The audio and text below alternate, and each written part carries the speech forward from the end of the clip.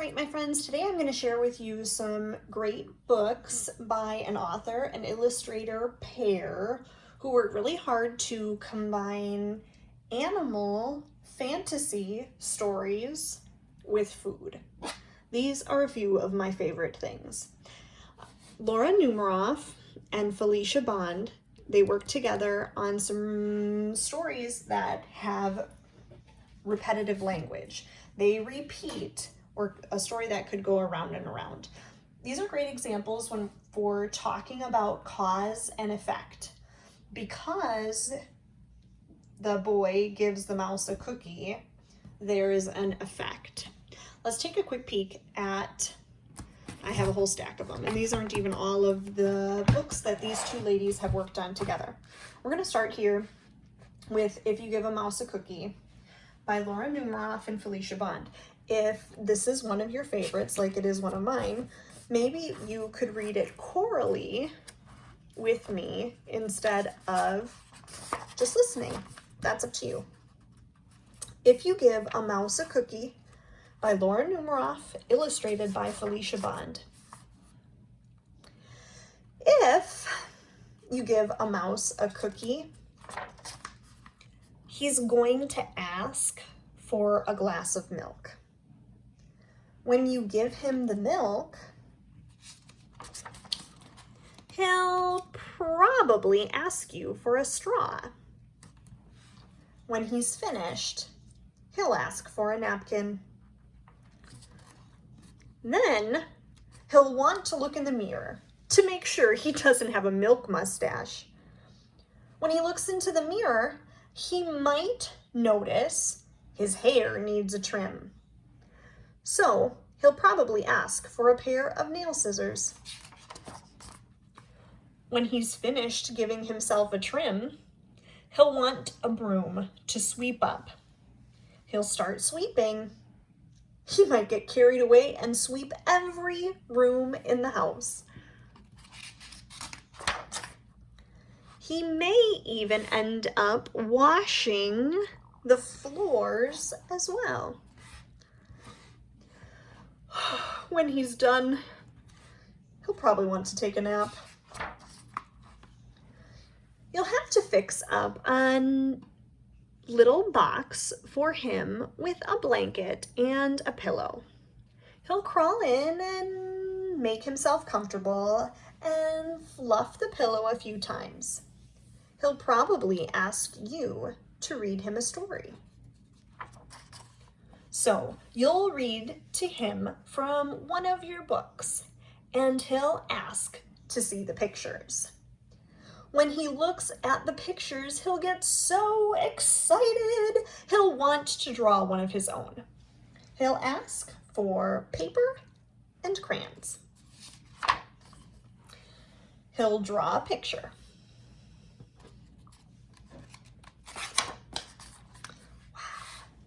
When the picture is finished, he'll want to sign his name with a pen. Then he'll want to hang his picture on your refrigerator, which means he'll need Scotch tape. He'll hang his drawing and stand back to look at it.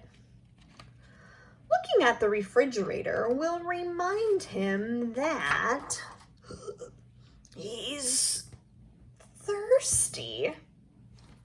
So, the suspense when the pages get stuck. He'll ask for a glass of milk. And chances are, if he asks for a glass of milk, he's going to want a cookie to go with it. I am curious if you, after reading this one, just kind of give you some options as we go through. Could you make a list of things you've been doing at home to stay busy? Because we've been in our houses for a while, and some of the things that Mouse does to stay busy, he's cutting his hair, he is taking a nap, he's cleaning the house, he's drawing. I wonder what you've been up to while you've been at home. Is there anything you've been doing at home to help out? Is there a new chore you've been working on? Could you explain how to do something new to me that you've learned how to do? Maybe you're working on tying your shoes or cleaning up.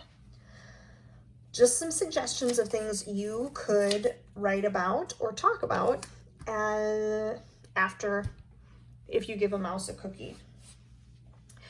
One of the things that I want to quick talk about is if you just want to turn and talk to somebody, that's a great way to think about the reading that you've been doing or listening to. Don't feel like you need to write about everything. In the classroom, we do a lot of turn and talk to your neighbor.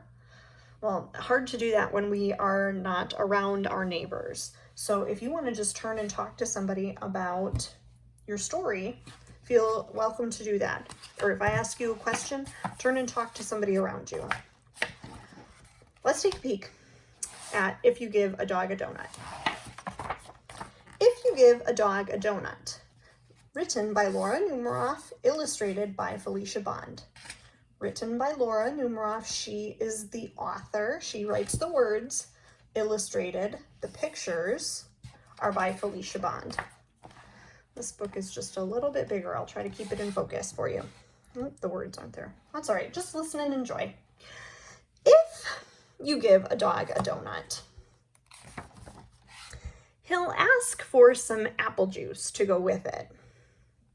When you give him the juice, he'll drink it all up. Then he'll ask for more. There won't be any left, so he'll want to make his own. He'll go outside to pick apples. When he's up in a tree, he'll toss you one. Throwing apples will make him think of baseball. He'll want to play. You'll have to get a ball and a glove. Of course, he'll also need a bat. He'll ask you to pitch. He'll hit a home run. He'll do a happy dance to celebrate. Feel free to pause and happy dance if you need to. Dancing will make him hot and dusty, so he'll need some water. He'll probably start a water fight. You'll have to dry him off with your bandana. He'll wrap it around his head and pretend that he's a pirate. Are you looking for treasure? Then he'll want to go on a treasure hunt. He'll find an old kite and want to make one himself. You'll have to get him some sticks, paper, and string. When the kite is finished, he'll want to fly it. It will go higher and higher until it gets tangled in a tree, in the apple tree. The tree will remind him of the apple juice, so he'll probably ask you for some. And chances are, if he asks for some apple juice, he'll want a donut to go with it. Do you play a sport during If You Give a Dog a Donut? He did some sports. He played baseball. You could write about baseball. Think about something you do if you get hot and sticky. He was playing in, looked like he was playing in a bird bath. Or just something you like to do when you're playing outside. The mouse Cookie, they were doing lots of inside playing. In A Dog a Donut, they did lots of playing outside. I wonder if you could write about things you've been doing while you're playing outside.